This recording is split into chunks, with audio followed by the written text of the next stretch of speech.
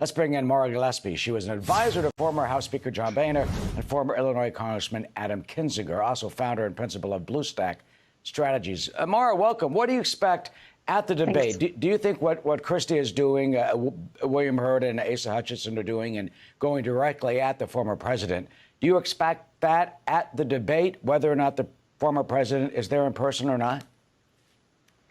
They will certainly do that at the debate, and they should, because for the candidates that are running in the same lane as President Trump, it's going to be hard to take away those voters who are, devout to him. And so they have to find another lane for themselves, and this is how they're going to do it, by pointing out, as Chris Christie just did, the issues that these legal woes will continue to have for Donald Trump and his campaign.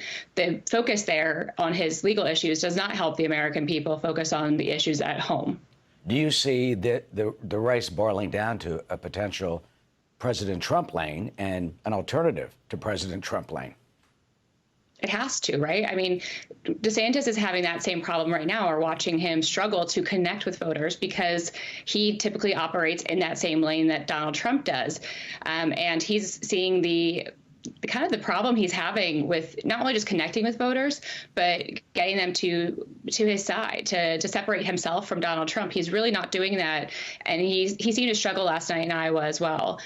So, yes, I think it will require people like Chris Christie, Will Hurd, and others to separate themselves. But I do think that just as though the president is an incumbent, essentially his numbers are high right now, there's a lot of opportunity and potential for people like Tim Scott and Nikki Haley to make some headway here in the coming months. You mentioned DeSantis. Have his woes of his campaign, did that surprise you? Not really. I don't think that he has the personal draw to people.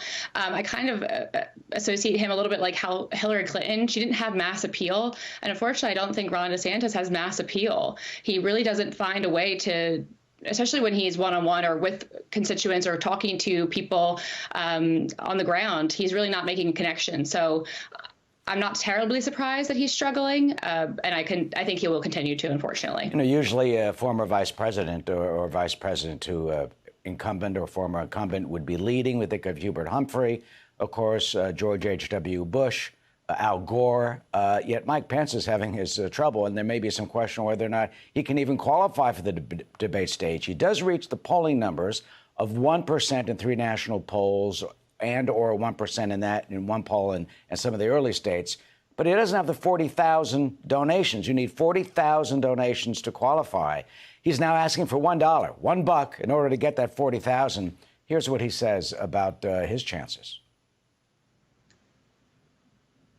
I think we're going to make the debate stage. Obviously, we easily clear the requirement of polling. We're running very solidly in the polls. I'm humbled by the support that we're getting around the country. What are his challenges and the fact that he hasn't made it in terms of the donations yet? I am surprised that he hasn't made a more robust effort for campaigning and just putting himself out there as far as, why he is the best choice. I really haven't heard a whole lot from him making that case to the American people, making that case to his base, especially to the, evangelical voters and the area of the party where he really would thrive. He really hasn't been super robust in that department. So I'm kind of surprised by that. But I think across the board, these candidates, especially for the GOP nomination, they need to have objectivity and point out things to the American people about what really does matter and being objective in the fact that Donald Trump's legal issues are going to be a problem.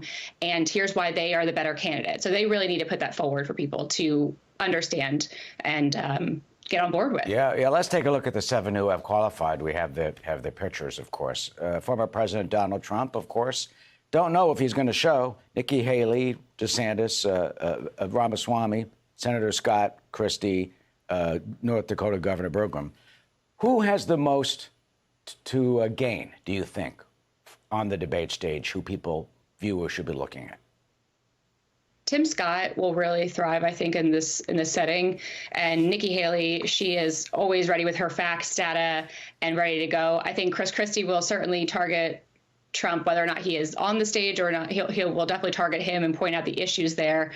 And I think others may take his cues and join him because they, again, like I said before, they need to take a step away from the Donald Trump lane if they have any chance of getting ahead in the polls and getting through to the American people. And finally, anybody who has the greatest chance of scoring some type of win or breaking out? Scoring, you think, with the debate in August, as far as who could be the winner? Yeah. You know, I'm hopeful that we'll see Burgum take a little bit more of a stride there. I think that people don't know who he is, and so it really could be a good opportunity for him to really introduce himself to Republican voters, but also maybe those independents who aren't sure about Biden and don't really want to vote for him. So maybe he could sway some people there. It's a good point. Not just Republicans will be watching. Maura Gillespie, Right. Maura, good to see you. Thank you for your insight today. Thank you. And of course, the first GOP debate set for August 23rd in Milwaukee. You see who's hosting it, Brett and Martha.